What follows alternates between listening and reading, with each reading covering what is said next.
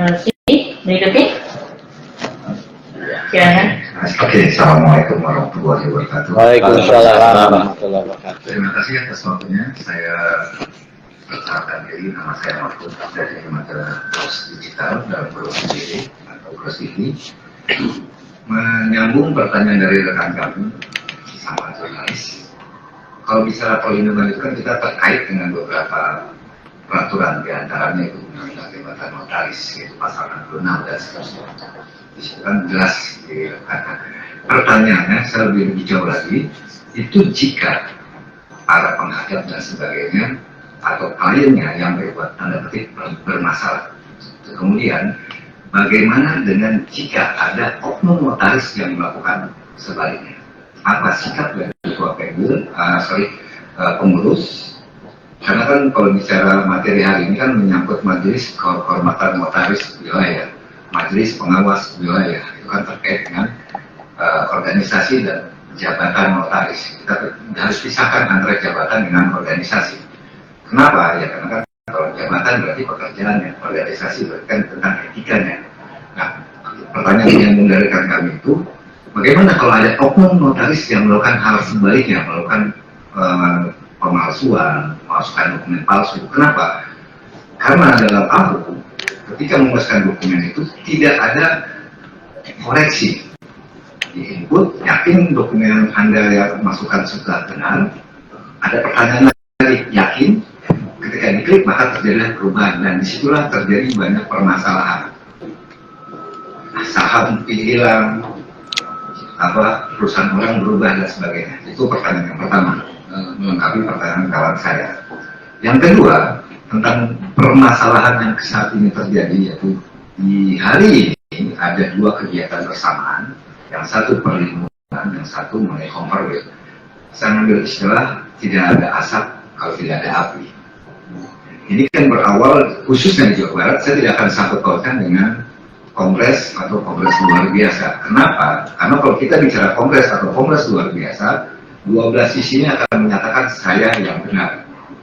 Karena menurut versi masing-masing. Tapi kalau bicara komperwil atau bicara Jabar, itu lebih maksudnya lebih konkret. Ini loh wilayah saya, tidak melihat mana PP Kongres, mana PP KLB. Karena Jabar ya Jabar, nggak ada Jabar KLB, Jabar Kongres. Maaf, koreksi kalau salah. Nah, ini terjadi pembiaran, kalau menurut ada informasi yang saya dapatkan, berawal dari munculnya PLT. Awal PLT untuk di tingkat Penwil. Itu pertanyaan pertama, terjadi pembiaran. Yang kedua, dari PLT itu menunjuk PLT.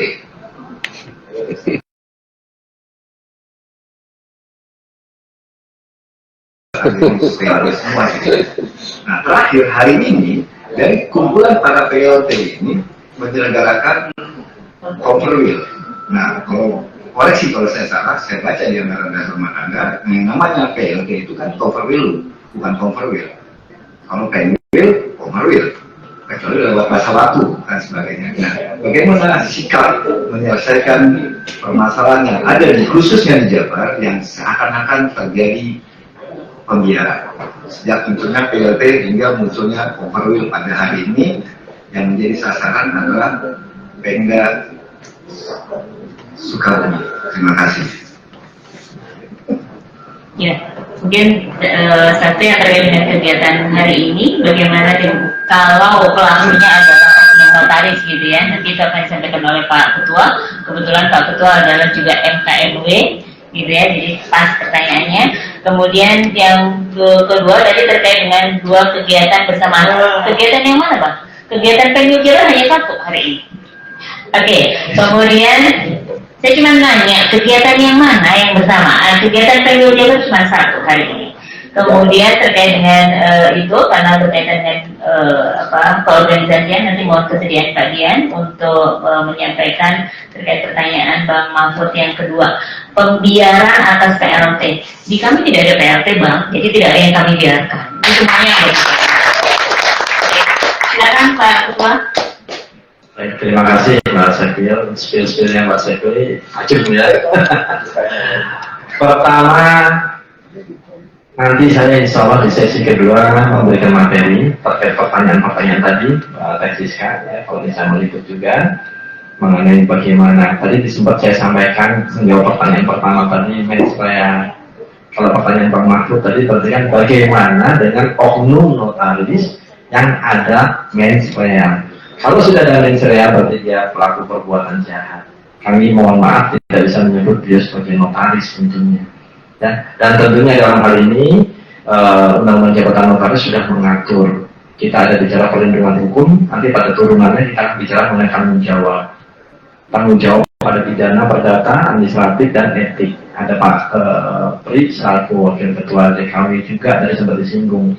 Nah, kenapa ini bisa terjadi? Ya, mohon maaf barangkali ada oknum-oknum tadi, itu adalah oknum-oknum yang begitu mudahnya melanggar peraturan. Dari yang hal terkecil sampai hal yang besar. Kalau sudah peraturan perundangan, hukum positif yang ada dilanggar, berarti dalam niatannya sudah ada niatan tidak baik. Baik niatan tidak baik dalam segala aktivitasnya maupun dalam tujuan-tujuan tertentu. Nah, ini sebenarnya sinergi dengan atau linear dengan pertanyaan kedua ini nantinya ya. Nah, kita harus taat azas, kita sarjana hukum. Tidak ada di sini notaris yang bukan sarjana hukum. Kita taat azas, kita harus mengikuti aturan mulai dari yang kalau kita bicara konstruksi undang-undang itu di Undang-Undang Nomor 12 tahun 2011 ya masalah tersebutnya. Nah, tata urutan peraturan perundangan sampai dari yang besar atas sampai ke bawah itu harus kita ikutin sebagai taat azas. Nah, di dalam Undang-Undang Jabatan Notaris Undang-Undang 30 2004 contoh Undang-Undang 2 2014 sebagai perubahan Undang-Undang 30 2004 di mana itu ada lex spesialis tentang notaris.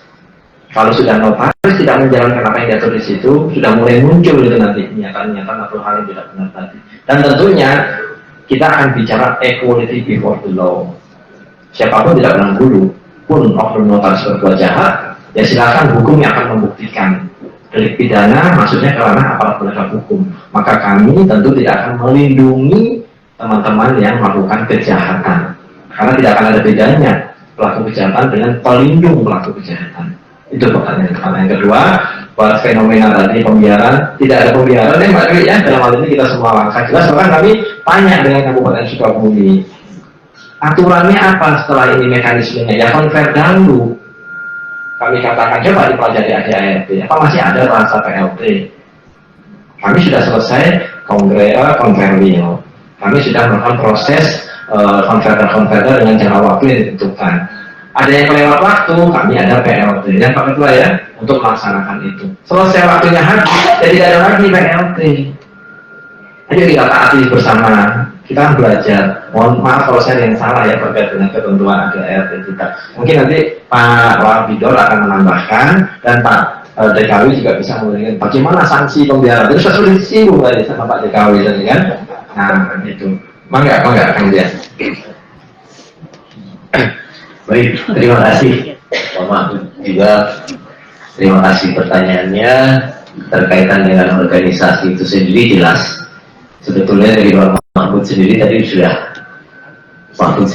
sampaikan gitu kan, setelah konverwil, konverda tidak ada, kemudian tidak ada lanjutnya adalah kalau memang tidak dilaksanakan konverdanya konverdalu atau konverwil gitu kan ininya. Dan memang kegiatan kita juga sudah jelas bahwa semua urutan tentang kegiatan pelaksanaan tadi juga sudah saya sampaikan dalam pernyataan tadi, aturan-aturan yang ada di dalam anggaran rumah tangga kita. Jadi 3 bulan setelah konverwil atau 3 bulan setelah konverwil ini harus diadakan konverda gitu kan. Kemudian setelah kongres diadakan konverwil, kongres diadakan konverwil, kemudian diadakan konverda. Itu urusannya tadi sudah saya sampaikan semua aturannya, dan teman-teman pasti bisa baca semua tentang anggaran dasar, anggaran rumah tangga, dan silahkan dipahami dengan benar aturan itu.